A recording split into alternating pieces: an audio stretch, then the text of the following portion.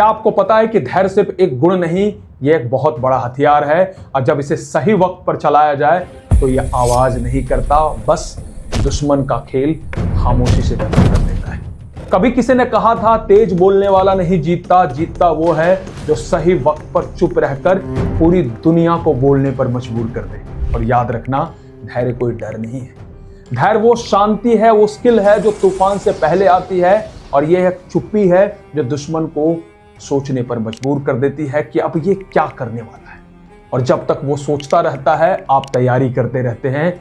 हर शाम के बाद सुबह आती है तो सुबह का इंतजार कर, क्योंकि जो वक्त के आने से पहले बोल देते हैं वो वक्त आने पर सुनते रहते हैं। धैर्य यानी पेशेंस का इंपॉर्टेंस कोई अब्दुल हमीद से सीखे, एक महान इंडियन सोल्जर। साल था 1965 और भारत और पाकिस्तान के बीच युद्ध चरम पर था। दुश्मन के पास थे पैटर्न, टैंक और हमारे पास था धैर्य, साहस और एक सिपाही का विश्वास। वो सिपाही था अब्दुल हमीद। एक पुरानी जीप, एक एंटी टैंक गन और उसके सामने दर्जनों टैंक जो भारत के खिलाफ गरज रहे थे।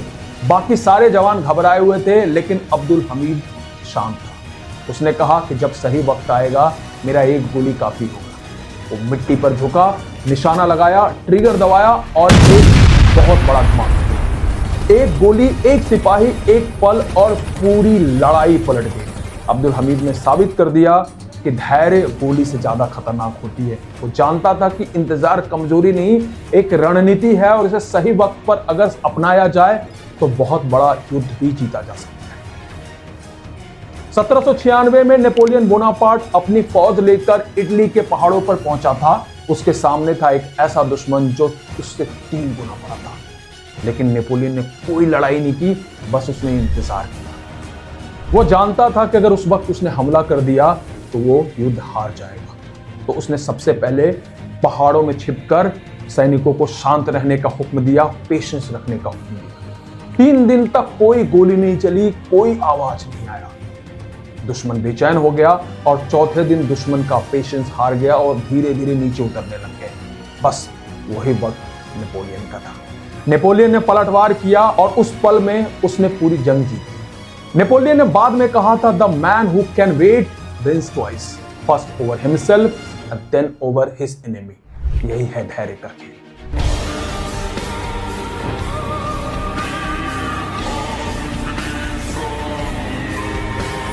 आज का युद्ध तलवारों से नहीं, लोगों की बातों और चालों से होता है। पहले चोट लोहे की लगती थी, अब चोट लफ्जों की लगती है। अब दुश्मन सीमा पर नहीं, मीटिंग रूम्स और रिश्तों में बैठा हुआ है। और वार तलवार से नहीं, ईमेल, एजेंडा और इमोशन से होते हैं। ऑफिस में वही लोग जो कहते हैं कि भाई तू बेस्ट है, बहुत अच्छा काम करता है, और वही पीछे जाकर अपने बॉस से कहता है कि सर ये संभाल नहीं पाएगा, ये कर नहीं पाएगा। और जिंदगी में वही लोग जो कहते हैं कि हम तुम्हारे साथ हैं और वक्त आने पर छोड़ जाते हैं, अगेंस्ट हो जाते हैं। लेकिन असलियत यह है कि आप कमजोर नहीं हैं, आप बस तैयारी कर रहे हैं। और जो धैर्य रखता है वो वक्त आने पर बोलता नहीं, गरजता है। इसलिए रिएक्ट मत करिए, रिजल्ट दीजिए, बोलिए मत, बस करके दिखाइए। क्योंकि जब तक आप चुप रहेंगे, आपकी चुप्पी वार करती रहेगी, बस बिना आवाज के। यही असली परीक्षा शुरू होती है। गुस्सा ईमेल पर मत भेजिए, रिजल्ट में दीजिए। जो आपके खिलाफ बोलते हैं उन्हें जवाब अपने प्रमोशन से दीजिए। कॉर्पोरेट में जीत लाउड नहीं होती, शांत होती है। धैर्य का मतलब चुप रहना नहीं होता, ये तो सही वक्त पर फटना होता है, इज्जत के साथ। जो गुस्से में फटता है वो खुद को जला देता है, पर जो धैर्य में फटता है वो दुनिया को रोशन कर देता है। यही फर्क है आम और महान आदमी में। आम आदमी पल का शिकार हो जाता है और महान आदमी वक्त का मालिक।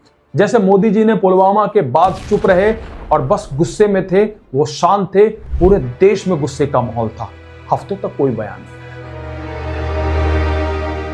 पुलवामा हमले में कई दिनों की चुप्पी के बाद आखिरकार सियासी पार्टियों की राजनीति, कोई धमकी नहीं आई और अचानक फिर बालाकोट स्ट्राइक।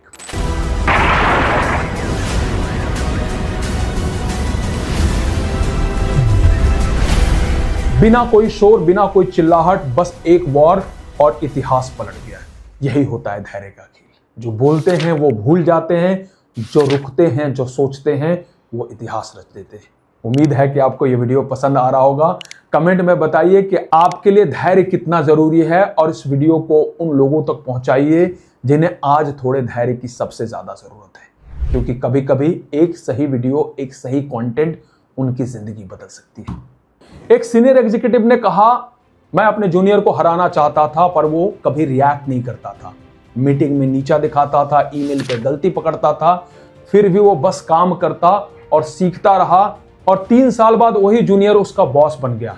तब उसे समझ में आया कि धैर्य यानी पेशेंस ही असली रणनीति है।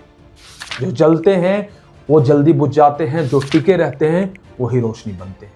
जिंदगी में भी यही होता है, जब आप सही होते हैं तो आप चुप रहते हैं। लोग कहते हैं कि कमजोर है, लेकिन सच्चाई ये है आप कमजोर नहीं, आप काबिल बन रहे हैं। वक्त सबका आता है, बस किसी का जल्दी आता है, किसी का देर से आता है। और जब आपके वक्त की सुबह होगी तो वही लोग आपकी रोशनी से नहाएंगे। इसलिए ना ऑफिस में रिएक्ट कर, ना जिंदगी में, बस काम करता रहना चाहिए, सीखते रहना चाहिए और टिके रहना चाहिए, क्योंकि धैर्य डर नहीं है, प्लानिंग है। और जब आप फटेंगे तो कोई नहीं बचेगा, सिर्फ आपकी कहानी गूंजेगी। दोस्तों, धैर्य 3 बातें सिखाता है।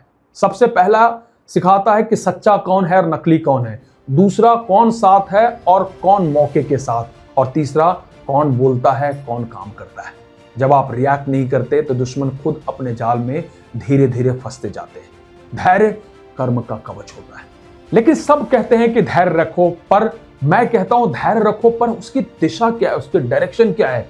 क्योंकि धैर्य सबसे बड़ा हथियार तो है, पर हथियार कब चलाना चाहिए, कैसे चलाना चाहिए, कैसे काम करता है, जब ये आपको पता हो तभी आप उसका इस्तेमाल कर सकते हैं। कई लोग चुप रहकर मौके खो देते हैं, कई वक्त आने पर बोलना भूल जाते हैं। इसलिए याद रखिए, धैर्य रखना एक कला है, पर सही वक्त पर उसका इस्तेमाल करना रणनीति है। और इसी का जवाब मैं आपको दूंगा अगले वीडियो में। अगले वीडियो में मैं बताऊंगा कि कैसे धैर्य और रणनीति दोनों मिलकर आपके दुश्मन को पूरी तरीके से बर्बाद कर सकते हैं और आपका फैन बना सकते हैं, आपका वो ब्रांड एम्बेसडर बन सकता है। आपको यह मानना ही पड़ेगा कि धैर्य का मतलब हारना नहीं होता, टिके रहना होता है। हर झूठ की दौड़ तेज होती है, पर सच्चाई की चाल लंबी होती है। सच्चाई देर से चलती है, पर पहुंचती मंजिल तक है। जब पॉलिटिक्स बढ़े तो मुस्कुराइए, जब कोई गिराने की कोशिश करे मुस्कुराइए और फिर उठिए।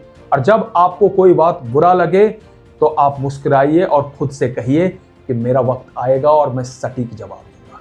सो धैर्य रखिए, क्योंकि वक्त से बड़ा कोई बदला नहीं होता। इस वीडियो में फिलहाल इतना ही। अब मिलते हैं अगले वीडियो में, हम जहां बात करेंगे धैर्य को सही हथियार और रणनीति में कैसे बदलें। तब तक के लिए जुड़े रहिए मेरे चैनल के साथ और देखिए कि मैंने आपके लिए कितना और क्या क्या वैल्यूएबल कंटेंट बनाया है। मेरा चैनल आपको इंतजार कर रहा है, तो सीखते रहिए, संभलते रहिए और आगे बढ़ते रहिए।